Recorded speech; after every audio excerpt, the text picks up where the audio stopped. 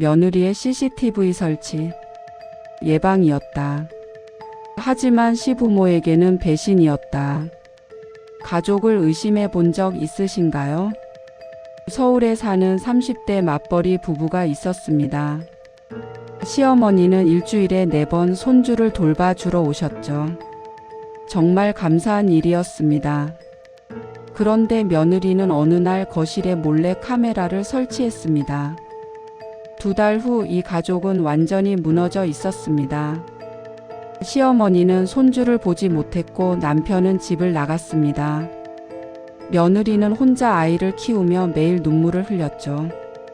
작은 카메라 하나가 한 가족 전체를 파괴해버린 겁니다.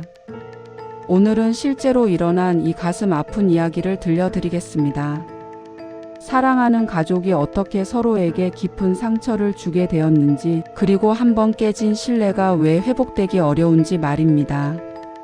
이 이야기가 도움이 되셨다면 구독과 좋아요 부탁드립니다. 여러분의 관심이 더 좋은 콘텐츠를 만드는 힘이 됩니다. 일부 무너지기 시작한 일상. 지은 씨 부부는 평범한 맞벌이 가정이었습니다. 남편은 IT 회사를, 지은 씨는 광고 회사를 다녔죠. 4살 아들 민준이를 키우며 둘 다 직장 생활을 이어가는 요즘 흔한 가정이었습니다. 문제는 시간이었습니다. 어린이집은 오후 6시 반까지만 운영되는데 지은 씨의 퇴근은 빨라야 7시 반이었습니다. 야근이라도 하면 9시가 넘었죠. 매일 회사에서 시계만 쳐다보고 어린이집 선생님께 죄송하다는 말을 반복했습니다. 반년 넘게 이런 생활이 계속되자 부부는 지쳐갔습니다. 지은 씨는 중요한 프로젝트에 집중할 수 없었고 남편도 야근을 못해 팀에서 눈치가 보였습니다. 무엇보다 아이가 어린이집에서 가장 늦게까지 남는 아이가 되어가는 게 괴로웠습니다. 그때 시어머니가 나섰습니다. 60대 중반의 시어머니는 일주일에 3-4번 손주를 보러 왔습니다. 어린이집에서 아이를 데려와 저녁을 차리고 며느리가 퇴근할 때까지 손주를 돌봐주셨죠. 정말 고마운 일이었습니다. 하지만 지은 씨는 점점 묘한 감정을 느끼기 시작했습니다. 집에 들어올 때마다 미묘하게 달라진 풍경들. 소파 쿠션이 재배치되어 있고 화분 위치가 바뀌어 있었습니다. 냉장고를 열면 반찬통들이 새로운 방식으로 정리되어 있었죠. 고맙긴 한데 왜 이렇게 불편할까? 매일 자신의 공간이 누군가에 의해 바뀐다는 건 생각보다 큰 스트레스였습니다.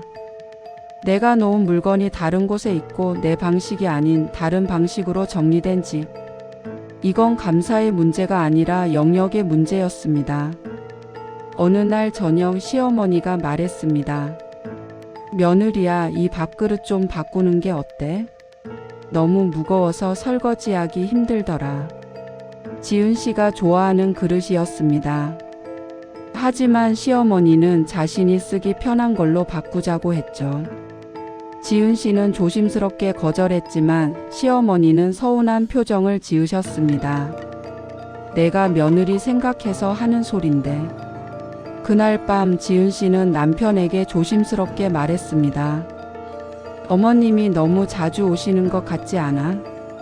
남편은 화를 냈습니다. 엄마가 손주 보러 오시는 게 문제야? 그럼 우리가 할 수 있어? 당신 퇴근이 8시인데? 지은 씨는 더 이상 말할 수 없었습니다. 말하는 순간 나쁜 며느리가 될 것 같았으니까요. 나는 내 집에서 편하고 싶다는 솔직한 마음을 표현할 수 없었습니다. 이렇게 작은 균열이 생기기 시작했습니다. 아무도 나쁜 사람은 없었습니다.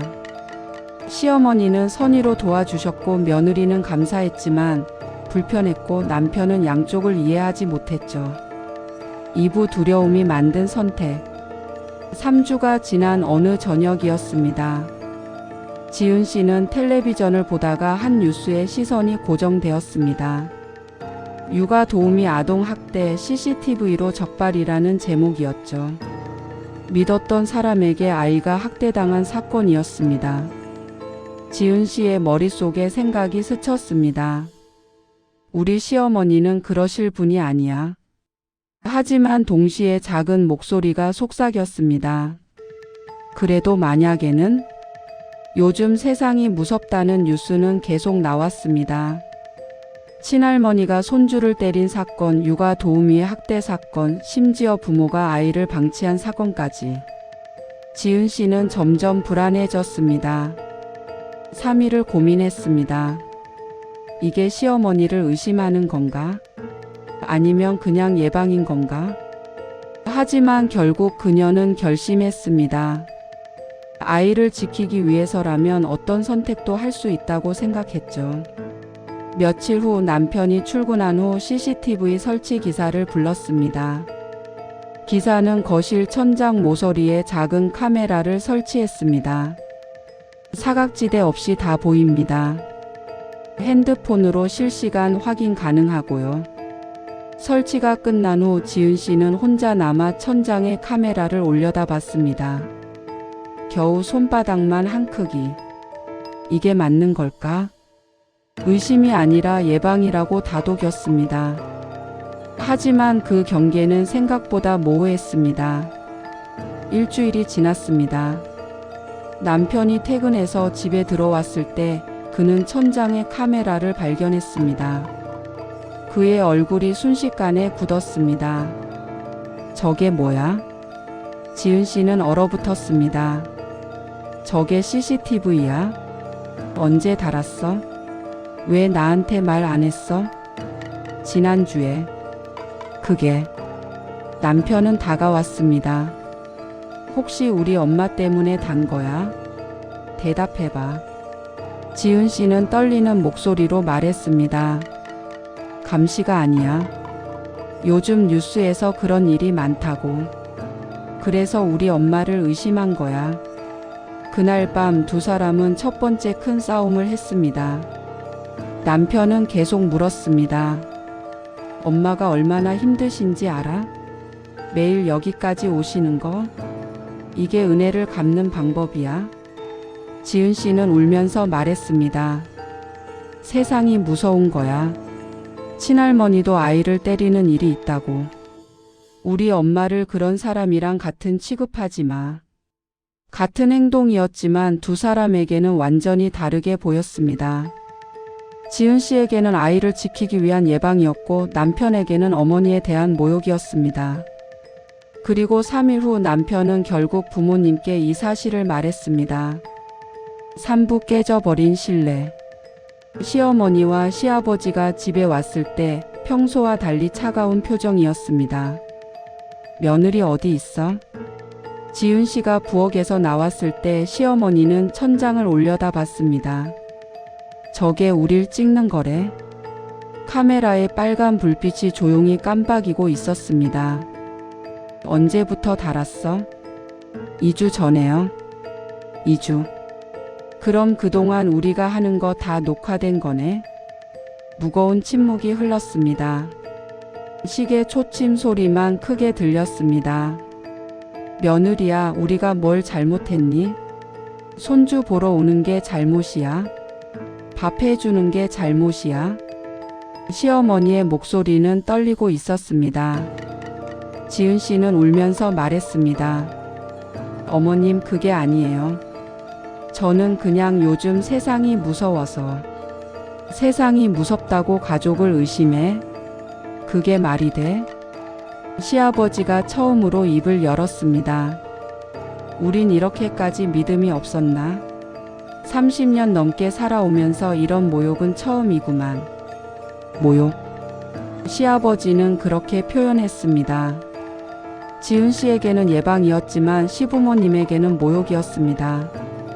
같은 행동이 사람마다 이렇게 다르게 느껴질 수 있었습니다. 시어머니는 가방을 챙기며 말했습니다.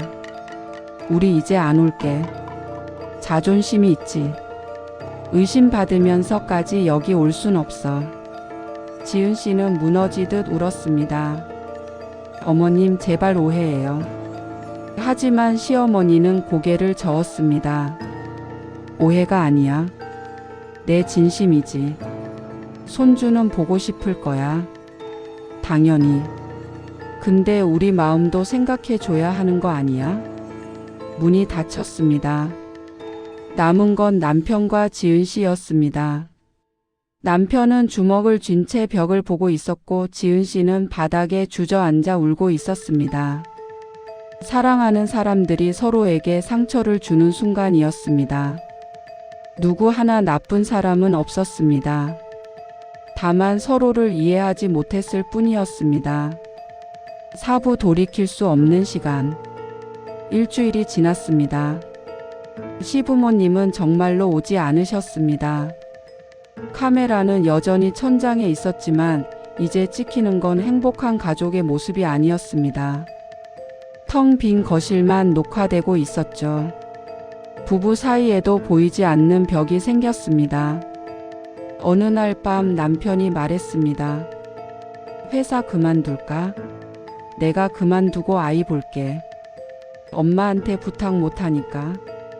왜 그렇게까지? 그럼 어떡해? 당신이 엄마를 못 믿는데. 차가운 말이었습니다. 같은 침대에 누워 있지만 두 사람의 마음은 점점 멀어지고 있었습니다. 2주가 더 지난 어느 날 시어머니가 집 앞에 왔습니다. 지은 씨는 인터폰으로 시어머니를 봤지만 문을 열 용기가 나지 않았습니다. 시어머니는 비닐봉지를 문 앞에 두고 돌아갔습니다. 봉지 안에는 반찬통들이 있었습니다. 아이가 좋아하는 음식들이었죠. 그리고 작은 쪽지. 손주 잘 먹이고. 엄마가 혼자 힘들 텐데. 보고 싶다.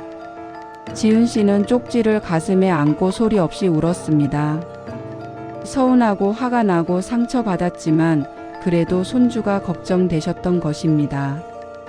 그게 시어머니의 마음이었습니다. 그날 밤 남편이 더 많은 짐을 가지러 집에 왔습니다. 지은 씨는 조심스럽게 말했습니다. 오늘 어머님 오셨었어. 문 못 열었어. 무슨 얼굴로 뵐지 몰라서. 남편은 시어머니가 남긴 쪽지를 읽으며 눈시울이 붉어졌습니다. 엄마가 얼마나 마음 아파하시는지 알아? 알아. 이제 알아. 그럼 그 CCTV는?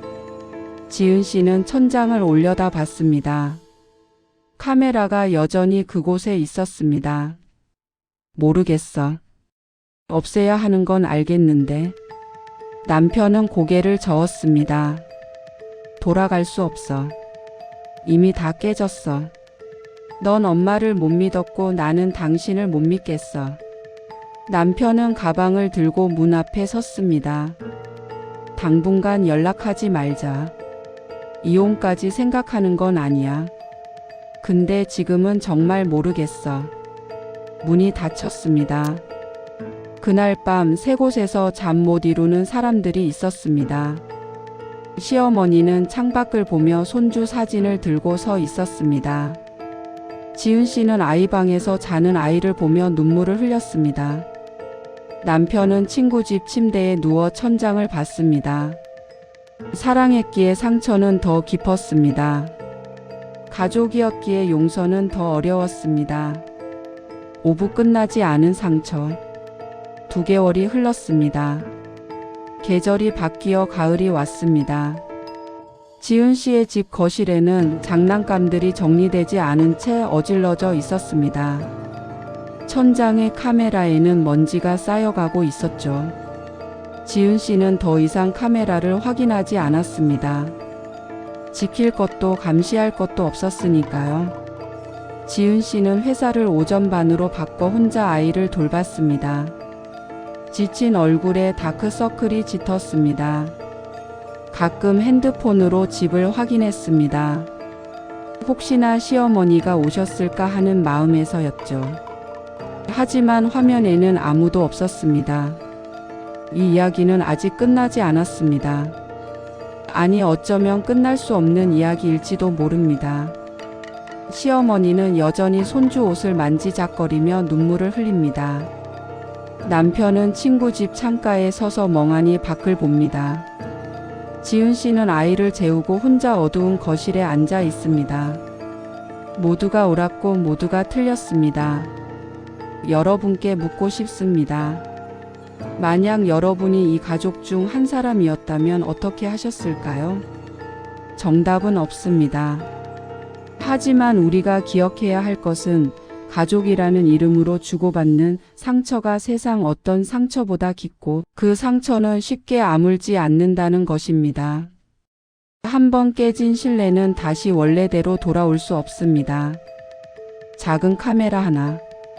그것은 아이를 지키기 위한 것이었습니다.